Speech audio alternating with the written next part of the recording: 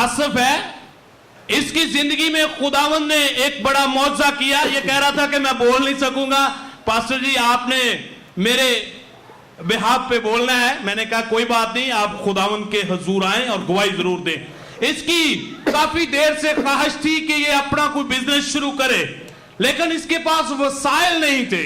लेकिन thanks God के ये खुदावंद के दामन को इसने कभी नहीं छोड़ा। हर फ्राइडे ये यहाँ पे चर्च में आता था और खुदा के खादम पास्टर साहब से प्रेयर करवाता था, और उसी प्रेयर के आंसर में खुदा ने इसके लिए वसाइल मुहैया किए।